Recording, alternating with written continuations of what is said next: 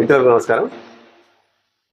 రోజు రోజుకు మార్కెట్లో కల్తీ పెరుగుతుందనేటువంటి విషయాన్ని ప్రముఖ దినపత్రికలలో, అది చిన్న పేపరా పెద్ద పేపర్ అని కాకుండా ప్రతి పేపర్లో కూడా ఏదో సందర్భంలో ఫలాని వస్తువులు కల్తీ అని, డూప్లికేట్ అని, మార్కెట్ అంతా కల్తీ మయమైపోతుందని, ఇవి తిన్న ప్రజల యొక్క ఆరోగ్యాలు నష్టపోతున్నాయనే విషయాన్ని అటు ప్రింట్ మీడియా ఇటు ఎలక్ట్రానిక్ మీడియా వాళ్ళ యొక్క బాధ్యతగా పాత్రికేయ మిత్రులందరూ కూడా వెలుగులోకి తీసుకొస్తున్నారు. ఆ వార్తలను ప్రచురిస్తున్నారు, ఆ వార్తల్ని టీవీలో చూపిస్తున్నారు.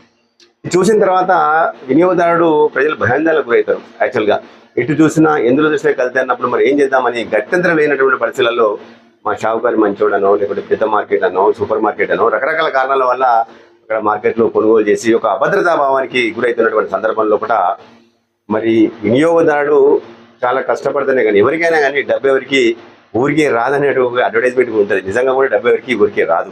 మరి ఇలాంటి సందర్భంలో కుటుంబ ఆరోగ్య భద్రతకి ప్రాధాన్యత ఇవ్వాల్సినటువంటి సందర్భంలో కూడా ఎక్కడ ఏ వస్తువు కొన్నా 1కి 10 సార్లు ఆలోచించి ఆ వస్తువుని కొనుగోలు చేయాలి. ఒకవేళ కనుక తను కొనేటువంటి ఆ కొనుగోలు విధానంలో కూడా కనుక ఒక డూప్లికేట్ జరిగినా, కల్తీ జరిగినా, అది తిన్నటువంటి సందర్భంలో కూడా రెగ్యులర్గా ఇదే క్రమంలో కూడా కొనుగోలు జరిగింది, ఇదే క్రమంలో కనుక ఇవే కల్తీ ఉత్పత్తులు ఇవే కనుక డూప్లికేట్ జరిగితే రానున్న రోజులలో కూడా మరి కల్తీ అనే మహమ్మారి ఇప్పటికే చూస్తూ ఉన్నాం. అనేక రకాల రోగాలు కారణం రావడానికి ఈ కల్తీ అనేది కూడా ఒక కారణం ఏదంది. ఎవరికైతే రోగ నిరోధక శక్తి లోపిస్తుందో మరి వారి మీద రోగాలు దాడి చేస్తూ ఉన్నాయి. అలాంటి సందర్భంలో కూడా వినియోగదారుడు జాగ్రత్తగా ఉండాలి. ఎన్ని చట్టాలు వచ్చినా, ఎంత కఠినమైన నిబంధనలు ఉన్నప్పుడు కూడా, వ్యాపార చట్టాలు ఉన్నప్పటికీ, మరి వినియోగదారుల చట్టాలు ఉన్నప్పటికీ కూడా మరి వినియోగదారుడు ఆలోచించాల్సిన విషయం ఏంటంటే వినియోగదారుని హక్కు కల్తీ అనేది నివారించడం.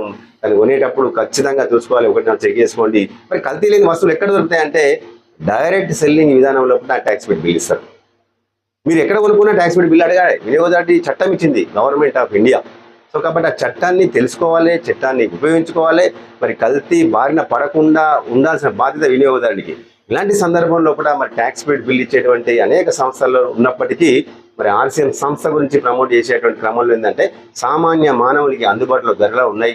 క్వాలిటీ చెకింగ్ అథారిటీ తర్వాత వస్తువులు మార్కెట్లకు రాబడతా ఉన్నాయి. ఇటు నాణ్యత ఉంటుంది, తక్కువ ధరలు ఉంటున్నాయి, ట్యాక్స్ పెట్టి బిల్లు ఇస్తున్నారు. మరి ప్రతి ఒక్క వ్యక్తికి, వినియోగదారునికి ఆరోగ్య భద్రత కోసం మరి స్వదేశీ వస్తువులు కనుక కొనుగోలు చేయాలనుకున్న వారందరికీ కూడా ఆర్సీఎం సంస్థలో గుడ్ మార్నింగ్ నుంచి గుడ్ నైట్ వరకు అనేక ఉత్పత్తులు ఉన్నాయి.